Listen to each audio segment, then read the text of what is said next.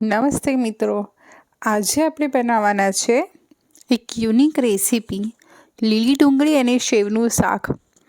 શિયાળા માટે એક પરફેક્ટ સબ્જી છે. તો ચાલો આપણે એને સ્ટેપ બાય સ્ટેપ કેવી રીતે બનાવશું તે જોઈ લઈએ.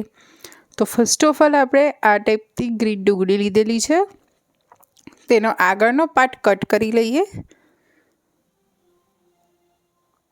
અને એને સરસ બંનેને સમારી લઈએ.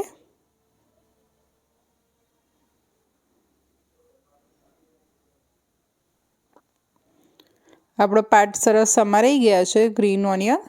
તો હવે આપણે વઘાર માટે પેનમાં તેલ લઈ લઈએ.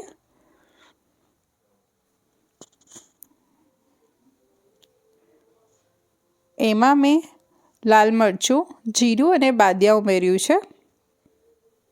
લીલા મરચાંની પેસ્ટ ઉમેરી મેં સરસ સાંતળી દીધું છે. તેમાં લીલું લસણ ઉમેર્યું છે, એને બી સરસ મેં સાંતળી દીધું છે.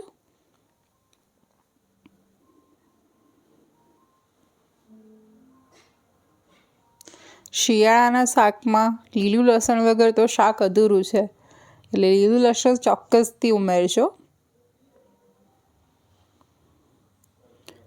હવે એમાં ડુંગળીનો આગળનો ભાગ ઉમેરી લઈએ, એને બી સરસ તેલમાં સાંતળી લઈએ.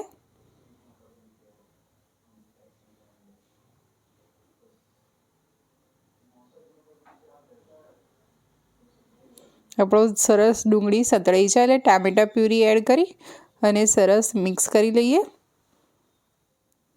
ટામેટાનું પાણી બળી જાય ત્યાં સુધી આપણે એને કૂક કરવાનું છે. હવે દહીં લીધું છે, એમાં હળદર, ધાણા જીરું, લાલ મરચું અને સરસ એની પેસ્ટ રેડી કરી દઈએ દહીંની. એ પેસ્ટ આપણે ઉમેરી લઈએ.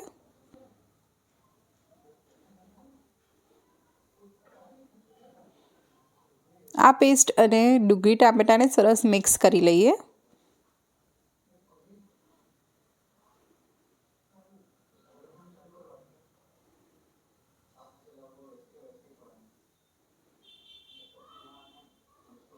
હવે ઓઇલ રિલીઝ થાય ત્યાં સુધી આપણે એને સરસ કૂક કરવાનું છે.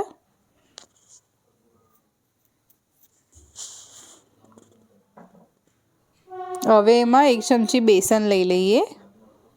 આ બેસન એડ કરવાથી આપણી ગ્રેવી એકદમ લથપથી બનશે. પાણી અને ગ્રેવી છૂટું નહીં પડી જાય. તો એને સરસ કૂક કરી લઈએ. તો આપણી ગ્રેવી તમે જોઈ શકો છો કે સરસ કૂક થઈ ગઈ છે.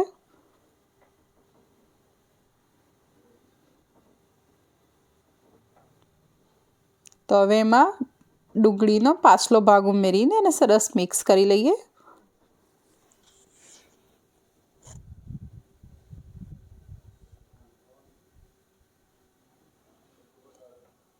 હવે એમાં આપણે થોડું ગરમ પાણી લઈ લઈએ અને એને સરસ કૂક કરી લઈએ.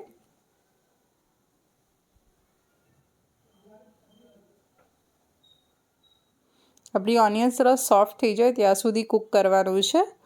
તમે જોઈ શકો છો કે આપણી ડુંગળી સરસ સોફ્ટ બી થઈ ગઈ છે અને ઓઇલ બી રિલીઝ થઈ ગયું છે.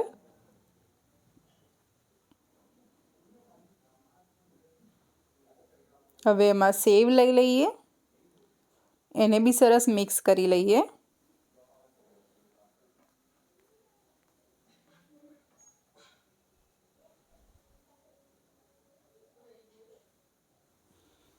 તો લો મિત્રો, આપણી ગ્રીન ઓનિયન અને સેવની સબ્જી રેડી છે. આ લાઇટ અને ક્રિસ્પી સબ્જી રોટલી, થેપલા, પરાઠા સાથે જમવા માટે પરફેક્ટ છે. તો આ રેસીપી તમને કેવી લાગી મને કોમેન્ટમાં જરૂરથી જણાવજો. અને મારી ચેનલને લાઇક અને સબસ્ક્રાઈબ કરવાનું તો જરાય ના ભૂલતા. C you in next. Thank you.